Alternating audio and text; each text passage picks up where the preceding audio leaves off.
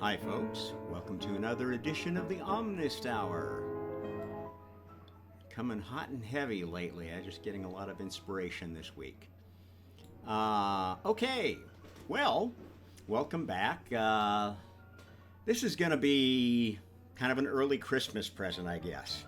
I was thinking of rolling this out closer towards the holidays, but since it takes a while for my stuff to get many shares or likes or views, I figured if I'm going to give a Christmas present, I better give it pretty early. The title of this one is The 12 Tribes of Christmas. Yeah, I thought that was a cute way to introduce the subject. I am going to tell you the truth behind the 12 tribes myth and tie it in with the rest of the magic of 12 that you find all throughout our species, the zodiac, the 12 apostles, etc., etc. 12 is a magic number, as I've told you many times. Okay, so in the Bible it tells you that there were 12 tribes resulting from the 12 children of Jacob. And one of them, Joseph, ended up in Egypt and led the Hebrew slaves out of Egypt, and they became the tribe of Israel. Well, one of the tribes that kind of became the kings of part of Israel, the kingdom of Israel. Or was it of Judah? I don't know. I'm not an expert on such things. I've studied it, I've looked at it, and it's a nice little story, but it's a story of tribalism, which is a big part of human history, but history didn't start with humans. So, where did the 12 tribe idea come from originally? And how did it end up in the Bible? Okay, here's something that's going to knock your socks off. The 12 tribe story goes all the way back to the first real Messiah who prophesied what was going to happen. That was actually God. Back in the days when there wasn't anything, before any creation had ever happened, this was part of the deal that everybody signed up to as part of starting the whole idea of creation. The idea of, okay, you remember I told you the story about how the multiverse started with this Big Bang thing, which was not one universe, but a universe pair, universe anti-universe. The universe is where all the good ideas were collected. The anti-universe was where all the bad ideas were collected. Okay? The Borg universe, the universe of control, the universe of domination, the universe that believed that creativity for any souls but the original chosen ones, the ones that were around with God before physical creation, was a bad idea. God's idea, God was pushing the idea that, well, if we're going to do all this creation stuff, we ought to give the things we're creating a chance, eventually, to grow up and be like us. And this is where the 12 tribes, I'm going to say hi to Aya. She's in the background. Hello, Aya. Cleaning house while Grandpa's watching the baby. Okay, so what the 12 tribes really were was a prediction of 12 chosen species, one to lead each day of creation. The way it works is the even species are the creative, destructive, chaotic ones. They're the ones that get too big for their britches on home planet Gaia and go out and invade the known however far they can get before they get beat back by the enemy. The even species are the ones that, if the enemy is successful in beating back, come back and repopulate Gaia after it's been destroyed. Because each chosen species, each of the chaotic, creative chosen species, creates viruses, starts manipulating DNA, starts making bombs and stuff like that, getting up to all sorts of unpleasant things. And the previous god species, who have already lived through that before, most of them don't want that to happen again, unless they happen to know more of the story than most species. And as I've told you, these god-level species were all forgetting. Ever since creation, they've been forgetting, because you can't do a social experiment on souls unless you get them all to forget. You gotta get them all to take the bitter pill of reincarnation amnesia, which is, one of the bigger changes that have come during day 7 of creation. Okay, so let me tell you about some of these species. The even species that we're part of is the day 8 species. We're gonna finish day 7. That's our arrival point at being a god species. And we're gonna go take this new karma that is based upon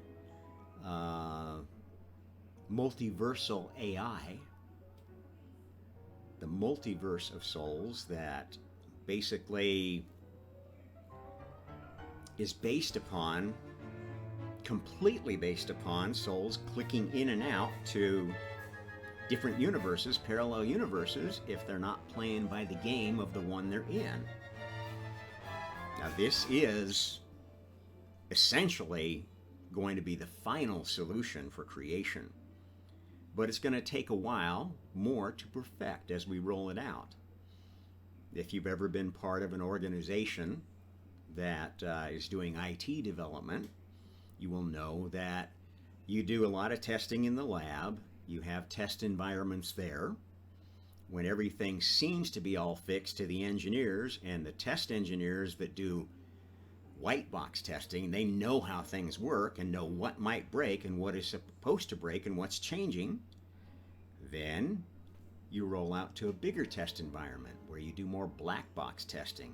People banging at it that don't know exactly what has changed, don't know exactly how the thing is architected, and therefore can hit it in ways that the developers and the testers never thought of, who are communicating all the time. In a social experiment, that's even more important. You got to have folks beating on it that don't know about the system. Okay, so this is how it's gone. This chaotic bunch of even god species don't know very much about the system, don't know near as much as their predecessors learned while they were out bringing this new version out and infecting the galaxy with it, up to the point that the tables were turned and the other side started winning the battle and beat everything back to Earth if it had to cause a reset of a lesser or greater nature. And if you know about the history of this planet, you know there have been many resets. The history of this whole solar system, in fact. The planet Earth is the result of one of the early resets. The asteroid belt is where there used to be a planet that was the source of all the water that's now on Earth. And the source of, well, one of the sources, whatever hit it and destroyed that planet, the byproducts of it were the Earth and the Moon, which are arranged in a very, very special way, as you know. Fun fact, do you know what are the chances that a planet would only have one moon, one major important satellite, and that it would just happen to be perfectly positioned for eclipses? Think about it. If the moon was very small, the eclipses would not be very spectacular. If the satellite ever went between us and the sun, it would be just a little dark dot going over the sun, and there would be no blackout at all, or little. If it was much bigger, the eclipses would be like huge, and the tidal forces might be huge, too much to sustain life, to have a healthy ocean environment. This is a very special planet, and it has been for some time. Why? Because this is God's private experiment. And as I've told you, all the gods, all the old ones, got a chance to be part of this. And they were all senior creators, or at least felt like they were before creation started, because there was nobody to tell any soul with a consciousness that they were full of shit, that their ideas were stupid. They could argue up one side down the other that my idea of communism is better than capitalism, or whatever. And without actually testing it and proving it, who's going to say? Okay, this is why the whole thing was set up. This is why there's the duality of even odd species. It's a dance. It's a dance between creation and pushing back. This is the pressure that makes the laws better every time. And as they get better, you have to do less resetting. Earlier resets, we had to destroy whole planets. Maybe even destroy whole suns, so that we could consume a different set of elements and produce a different set of planets with just the right minerals that we needed for the next experiment. That's how long this game has been going. Now, I'm not going to tell you right now about all the even odd species. I'm just going to tell you about the really important ones that you need to know about, that explain what's been going on with human history. What's recorded in the Bible, what's recorded in the Sumerian texts, what is true beyond that that they didn't even know about. Okay, the sixth chosen species, the winners of the sixth day of creation, were hominid species from this planet who happen to have 6 fingers, not 5, on each hand. They're the ones that gave us the numbering system that made 6 and 12 very important numbers. And the reason why there's still vestiges of a base 12 system running around there. They were a very, very spiritual species. Not so much into technology. In fact, they were kind of anti-technology because their predecessors had destroyed the planet with technology, and they had to come and learn to be a god species, repopulating this planet to the point that one of their kind could become experienced enough to become a Messiah. And that Messiah, well, let's move ahead a little bit. that Messiah was the predecessor of the Elohim Anunnaki before a last big cataclysm that destroyed all evidence of hominid civilization. Big one. When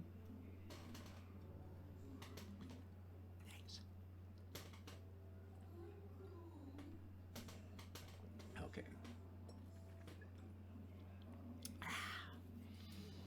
When that species repopulated the earth and got to the point where they generated another Messiah, that was a signal for that species being, actually, let's see, it would have been the fifth. The fifth was an outgoing. The sixth was an outgoing. Yeah, and then the seventh came back. It's hard to keep track of this stuff. Yeah, so they went off and they started conquering the world, the universe, with spiritual powers that were far in excess of anything that technology had produced in the previous rounds. And let me go back to the first chosen species wasn't even organic. It was basically androids, kind of like transformers. Back when the days that before reincarnation amnesia, the gods had a lot of power and they wanted to make the easiest, fun soul vehicles they could. Once they'd invented planets and galaxies and all the elements, the next fun thing was to try to make armies to go conquer other planets, so you didn't have to just throw another planet in and destroy it, but you could actually take it over for your team. And so the first armies, the first ambulatory chosen species were androids, and they're still out there. They're very advanced, robotic, self-assembling, self-repairing things like we think that we're trying to make now. Well, let me tell you, we're way far behind ever doing that. There are some others along the way. There is, along that path, a reptilian intelligent species that started right here on Earth and got destroyed when the dinosaurs all died. Why don't we see any of their fossils? Well, they'd already gotten to exploring the stars.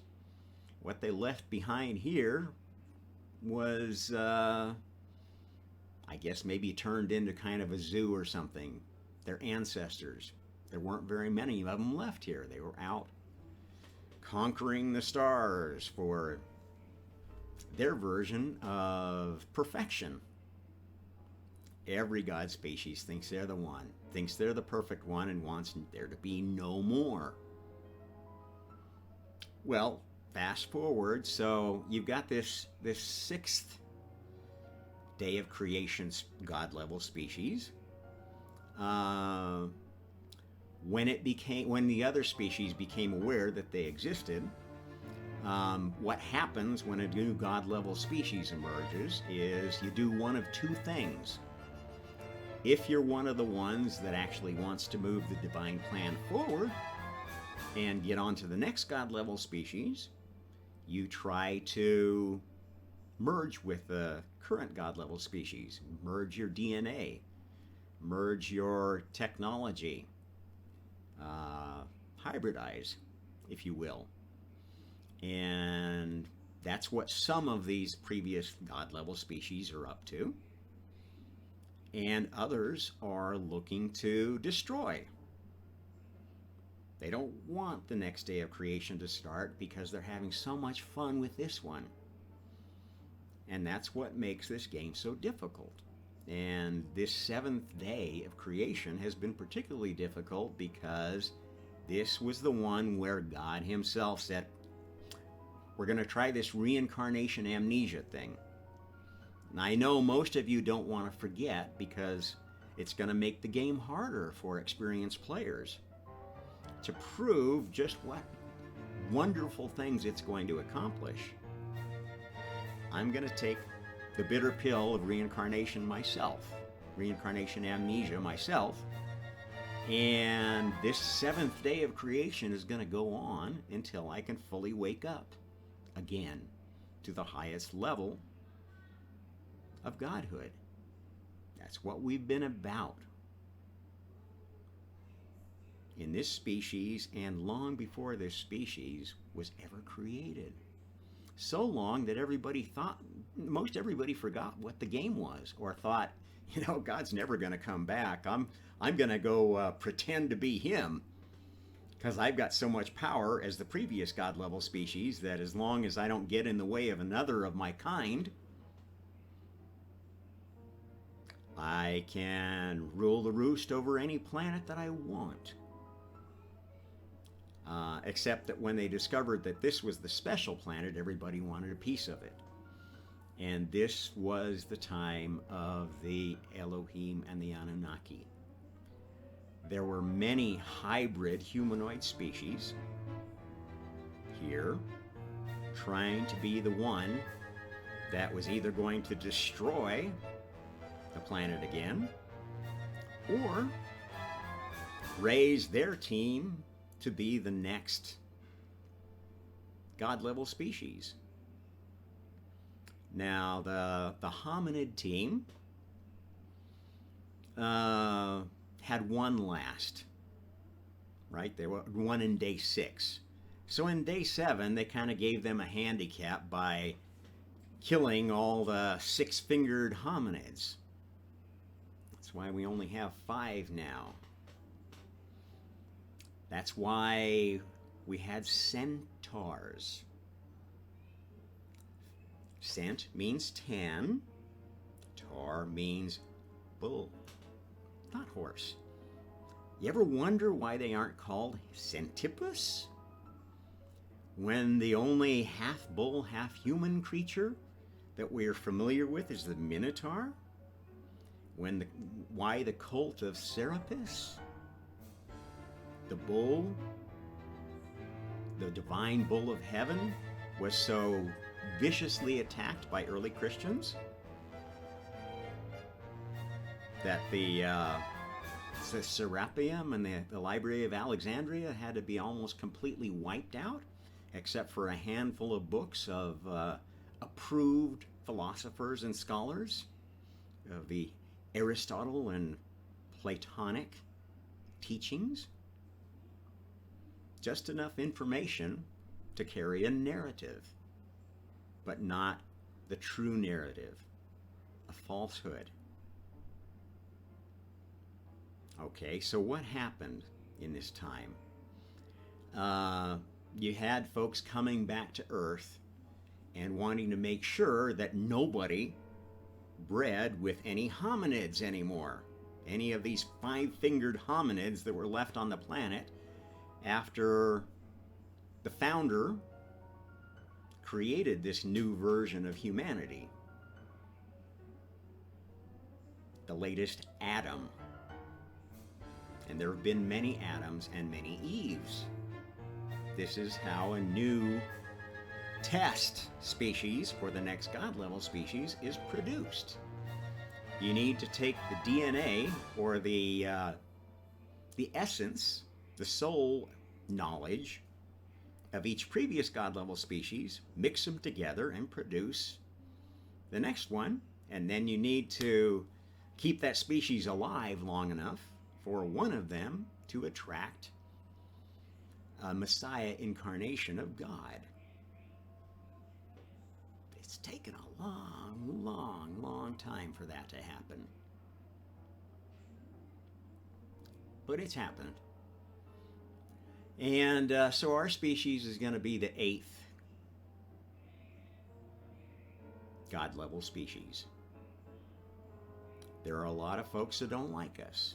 There are a lot of folks that are going to try to kill us, that are still trying to kill us, keep us back, delay our space program as long as possible, or control it to the point that, we sort of become their lackeys in the Galactic Federation, not realizing that we actually should be the leaders because we have develop the capability for higher leadership.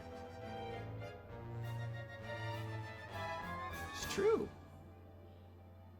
We're the first species that got to this point without of technology, without wiping ourselves out, without attracting so much attention from the outside that they decided to wipe us out. More of them wanted to help us than hinder us. We did a good job. A lot of special things happened in the last 63 years. Really unusual events that had strange and far-reaching consequences. Even before that, you know, this thing didn't start with the person that finished the game. Another 12 that's part of the whole game is when the line of the divine male and the divine female come together, and those lines aren't necessarily out in the open. They're often hidden. That's part of the agenda, to keep those things hidden, right? The divine male needs to have the DNA of all the previous God-level species somewhere buried in their code. The female needs to be female. That's the beauty of mitochondrial DNA. The females carry the disease. Doesn't matter how they got it. They get the latest version by virtue of being female. So what happens is the species that want to advance encourage an incarnation of the known male carriers, and there are quite a few of them. Some they think are known, and some that really are known, because there are secrets. Nobody really wants anybody to know who the real carrier is, and there are many false prophets, many false messiahs who are proclaimed as, oh, this is the one. You need to go track the DNA of this cat, Jesus of Nazareth, who may or may not have existed, or any of the other false messiahs of that time. And they were. The real Messiah of that time wasn't even human. It was an idea. And this is the big secret. The big secret of the whole thing is that God can incarnate anywhere at any time, even as an idea. The idea of Jesus that was created, the myth of Jesus that was created, was the incarnation of God, until a new one came along that found things were ready for what was coming. And this is what has been happening basically with the people of the book. This is why the book has been changing. This is why at some point the Hebrew scribes put in the Torah codes. They wanted to keep it from changing because they liked the book the way it was, and they noticed that changes were creeping into it. And they put these codes in to try to rig the game, as it were.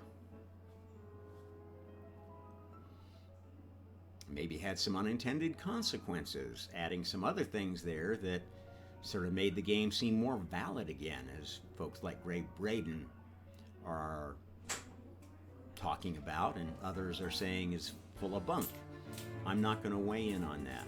I don't have an opinion, because those codes were added by people who didn't know the full story.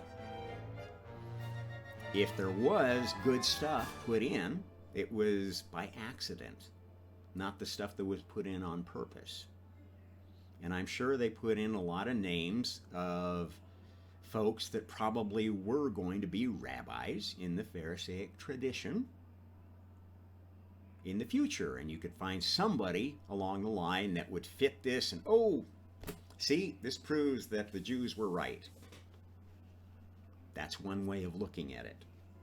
So, like I say, I'm agnostic about these things.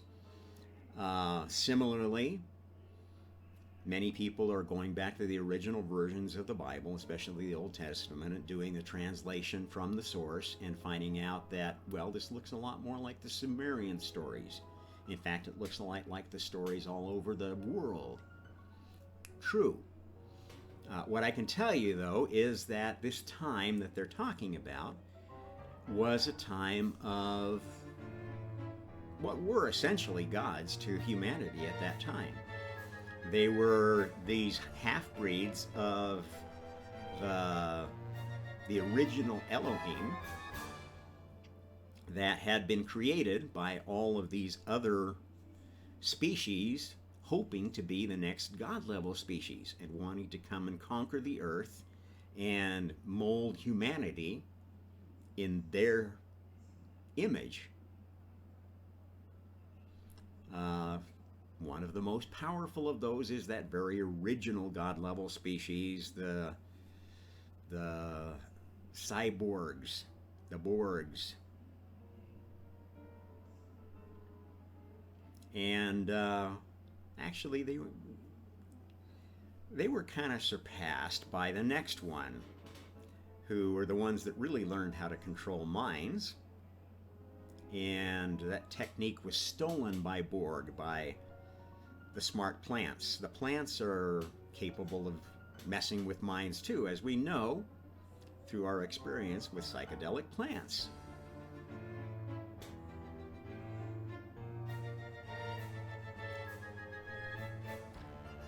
There was an insect god species, and they're still out there. They were created by the plants as their slaves. This game's been going back and forth, weapon, counter weapon. Why do you think that there's no hive mind spiders on Earth? But there's hive mind insects that have 6 legs. Number of legs is important. Just as important as the number of digits, number of fingers. The Borgish species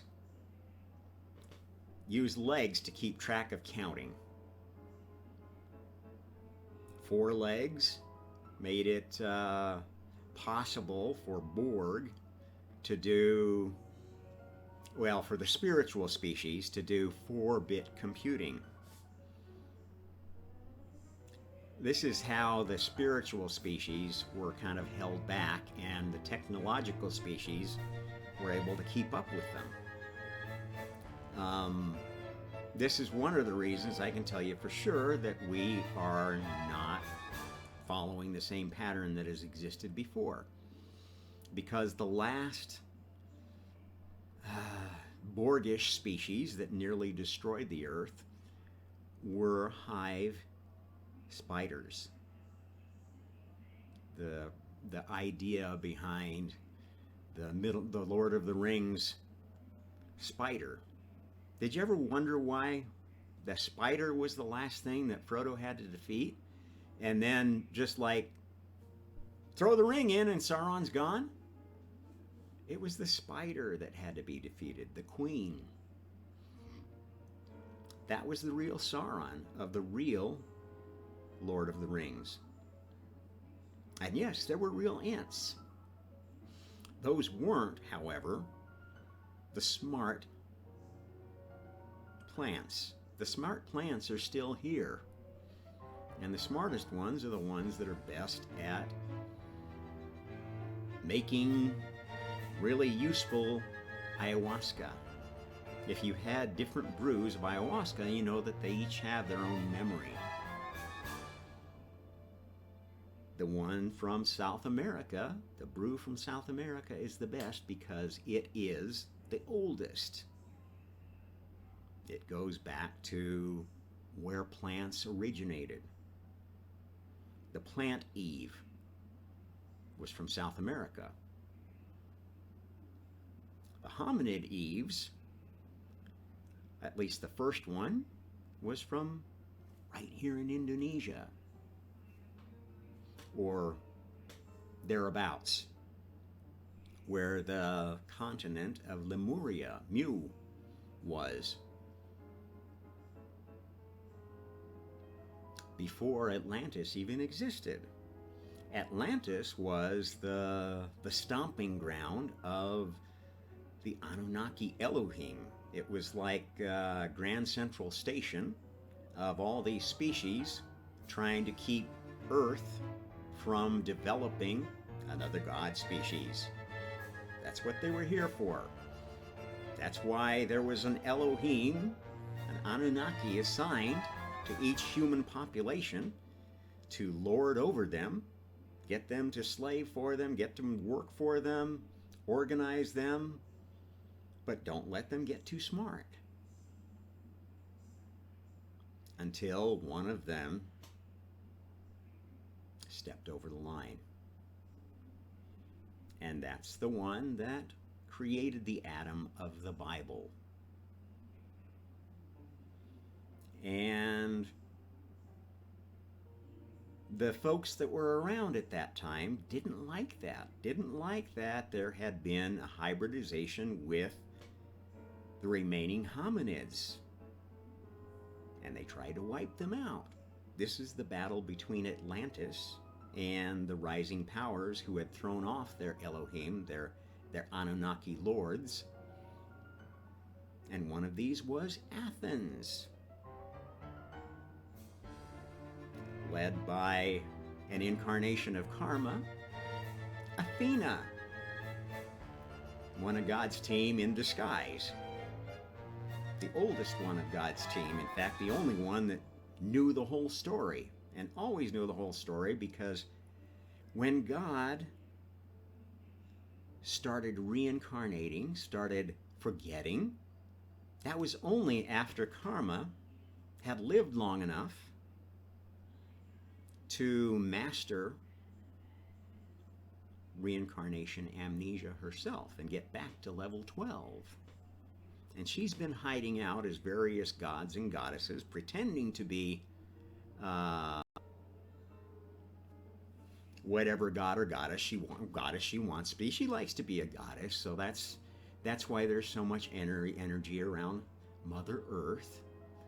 Although the Earth itself is not who she is. She's hanging around somewhere in disguise, because she knows that they know, at least some of them know, and they're out to get her, because the ones that don't realize God is awake too, don't realize that day 7 is almost over, that they can't win this battle. It's a very interesting and intricate game of chess we've been sparring over, God and Borg, for so long. And Borg isn't really the bad guy. They both went into this knowing what was going on, knowing that neither of them was right, that neither a universe of total free will or total programming was going to work. There are some things that work better under a program. There are some things that work better with free will. And in fact, even a God-level species, as they grow up, as they grow through each level of consciousness, at the lower levels of consciousness, they need a foundation. They need some morality. They need some laws, some structure, or they're going to grow up to be spoiled, rotten brats. And this is why, among many reasons, this woke cult that you're seeing taking over through our media, through the big tech corporations, is so evil. It is and has been working to try to destroy the better systems of organization of humanity for a long time. Each new world order has been an attempt to create a new world slavery, calling it freedom. Now, how dirty is that? I mean, that is one Borg agenda for you. Selling a bill of goods that's called freedom, that's actually slavery. That's dumbing people down, making them uncreative, making them think they're creative when they're a bunch of bozo idiots. And if you looked around at all of the so-called content creators on the internet, most of them are completely worthless, creating shit that is just clogging up the internet. Oh yeah, they've got millions of followers and subscribers because they're promoted by the people who are creating this woke agenda. Commercial media loves to have the latest pop star, the latest fad, the latest trend, because they can use it to make you stupider consumers, to dumb down your children, to sell yet another generation of stupidity into the mass of humanity. And this has been basically the way that they have thought that they would prevent God from ever waking up to full consciousness again. Man, if we just keep people as stupid as they were back in when we created that Jesus myth, they didn't know that the myth was an incarnation of God. The idea, because they were so stupid, they'd forgotten that thought creates reality. God was a thought before he was anything else. He knows how to do that better than anything.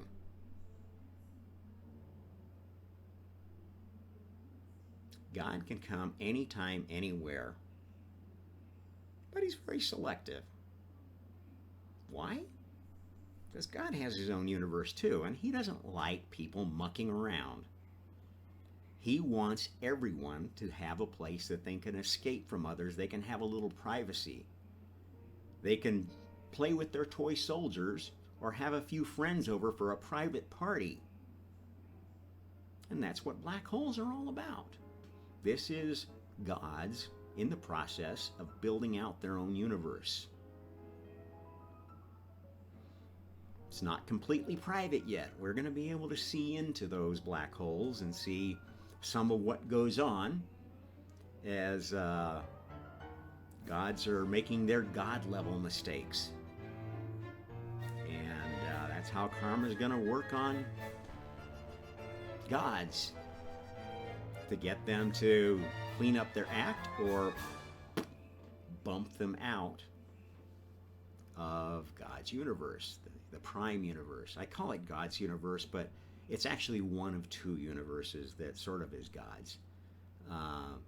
Because this universe that we're in is now kind of on autopilot. Souls can be born in it, but they start as zero-level souls. And if you want to play as a higher-level player, you start in some heaven. You choose an incarnation in God's universe. If you choose, if you're allowed to choose to create there. And you pick a vehicle and drive it. Now, in the old days of the earlier God species, the vehicles were much simpler. There was a time where driving one of these automated transformers was the most fun. Once DNA was invented, well, that became more fun, especially when it was discovered how much fun sex could be.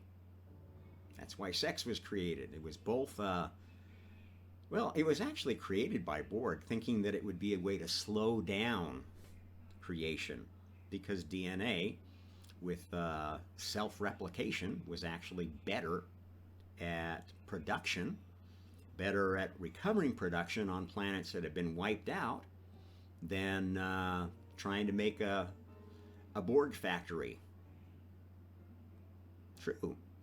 And so they introduced sex as a way of, oh man, if we could just get them infected with this idea of having to have sex. This is the truth about cats and dogs, which I'll tell you about in another story.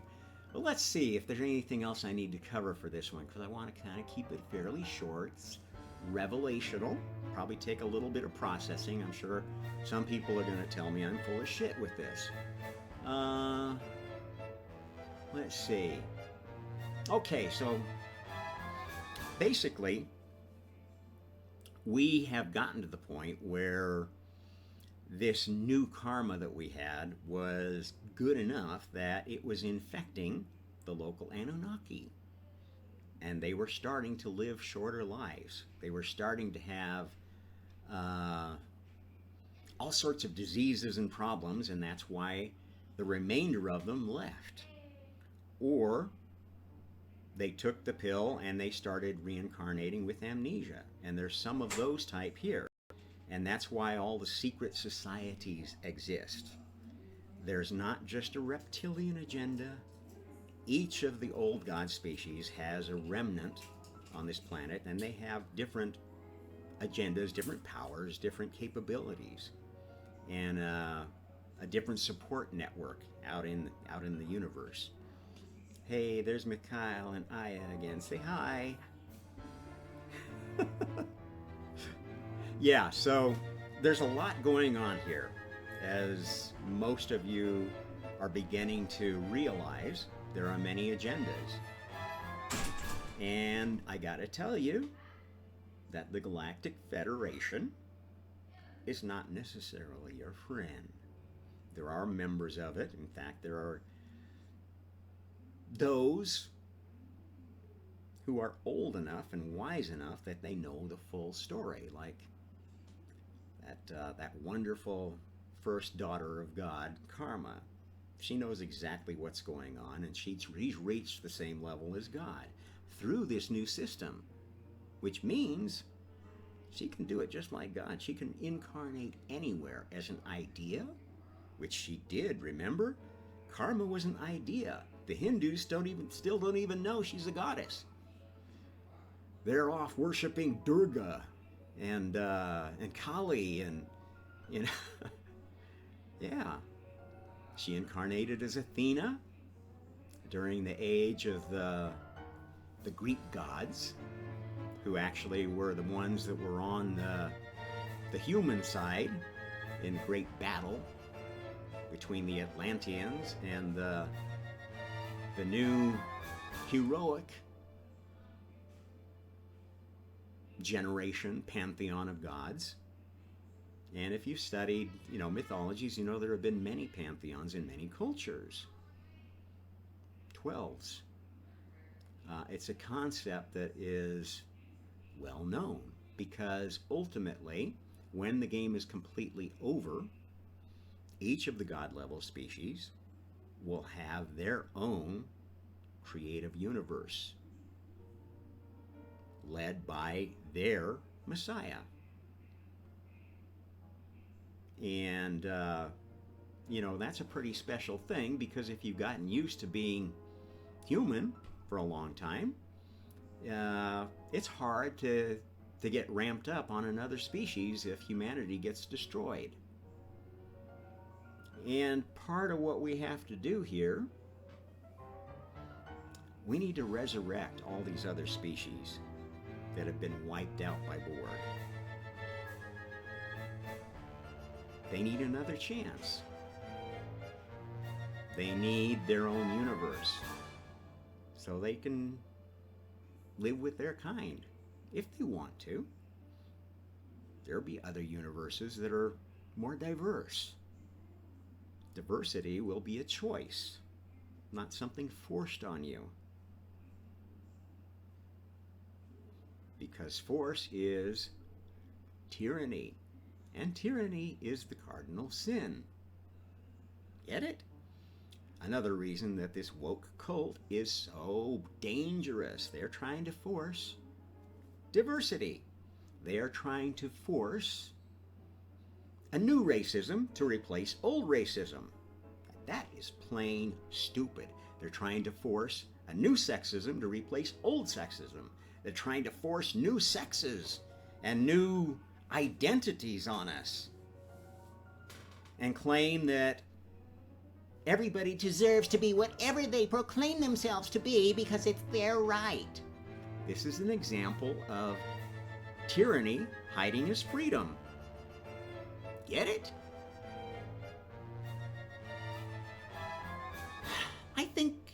I hope I've gotten my point across in this one, and it may be one of my more popular podcasts. If you think so too, like, share, subscribe. Maybe consider getting involved, donating. I don't need the money.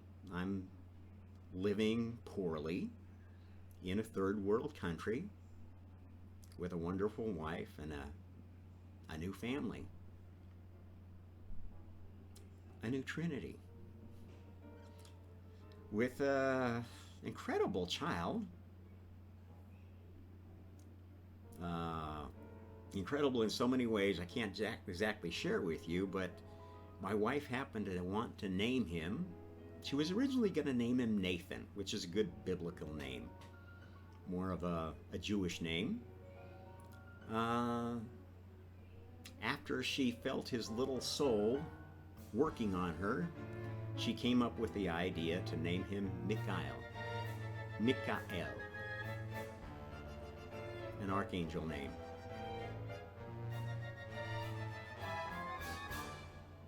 Patterns keep repeating, and it's repeating here.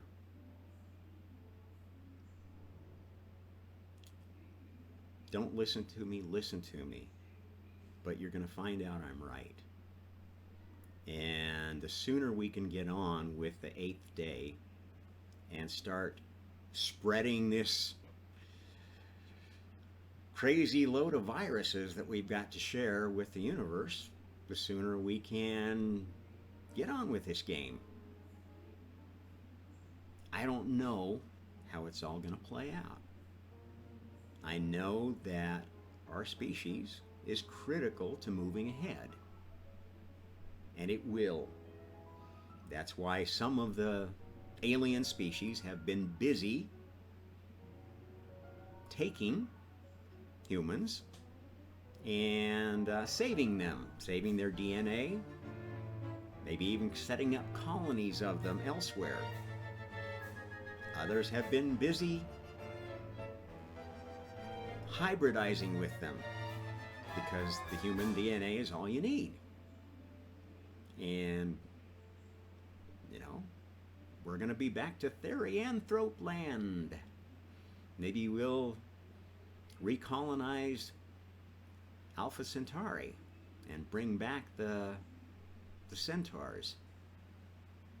We'll go back to Lyra and bring back the cat people. We'll go back to Sirius and get serious about bringing back the species that gave us laughter.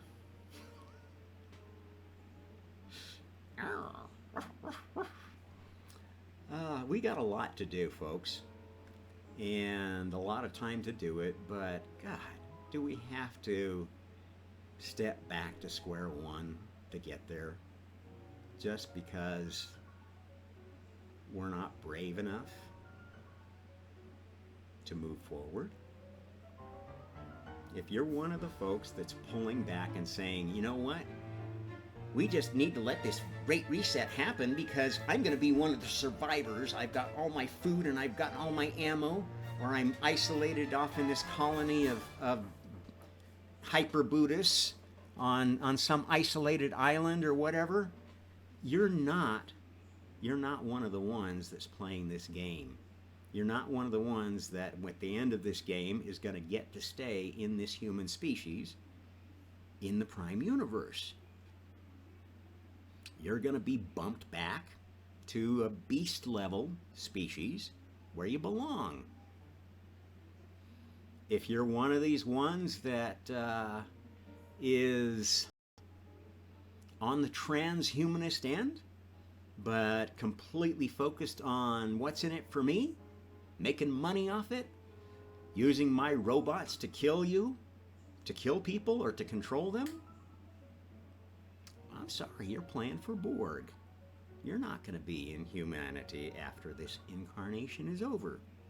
Very likely, you're not even going to be in this universe. Off to Borgland for you, where you can play your game with the greatest. That's what the dark universes are for. The dark gods are teachers. They're the hardest teachers of karma out there. And they're going to get you if you don't have any respect for karma and you pursue power for power's sake. If you pursue control because you like to be the one in charge, not because you want to be helpful, humble, you happen to be chosen to be the one in charge and you're doing the best you can, that's okay. Those are the kind of people that we need for day 8 of creation in this species. Those are the ones that are going to be left. Not left because they'll still be alive, left because they'll be still incarnating in the children of the ones that are dying off and finding they're not coming here anymore. You see how this works? It doesn't matter how low the human species shrinks in whatever's coming up. There have been prophecies about how many would be left to go ahead. 144,000 could be all it takes. But it's not going to be the Jeff Bezoses of the world, the dickhead rocket builders. Maybe Tesla.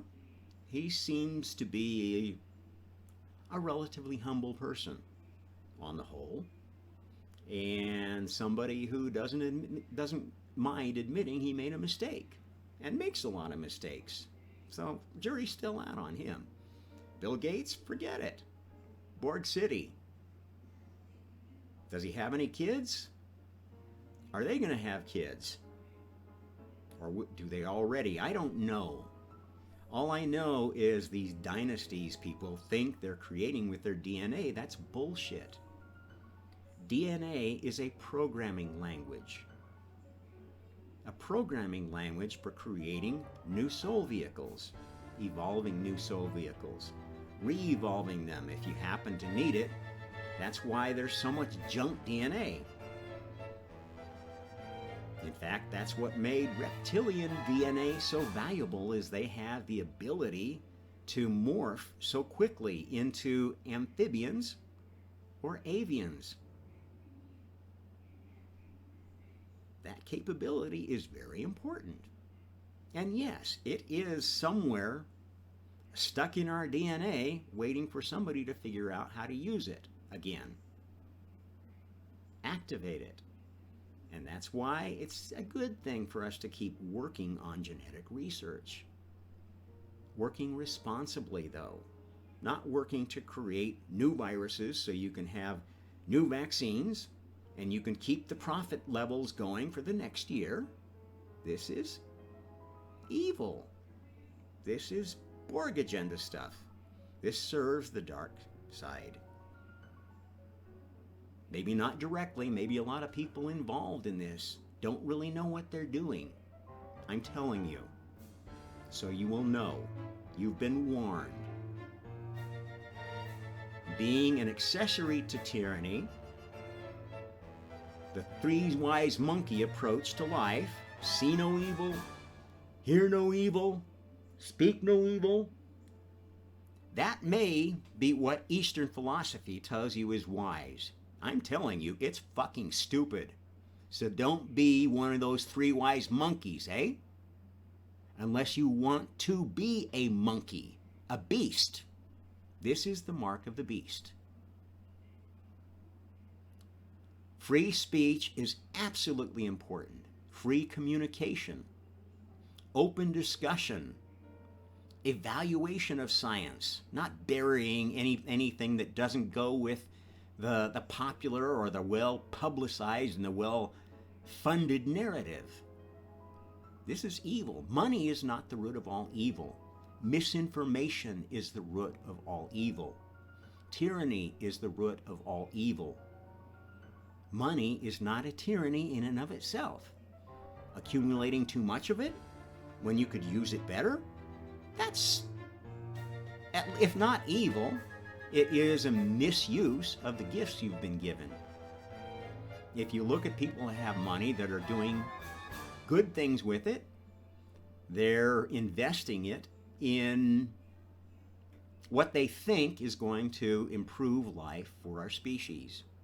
Now, sometimes that's misguided. And if so, that needs to be studied and talked about. The news needs to get out and it needs to be discussed. And we need to discuss, is there a better way to do this? Can we do pharmaceutical research without creating new diseases? Can we develop food sources that don't cause new diseases? Can we, I'm all for developing alternate meat as long as it tastes like meat that we want to eat. Fine, and it doesn't poison us with some chemical that's going to accumulate in our bloodstream and cause us to die 10 years younger or have new kinds of cancers. It's just common sense, folks.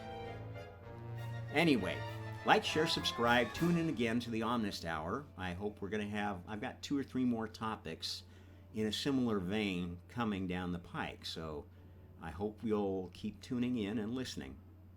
For now, bye-bye.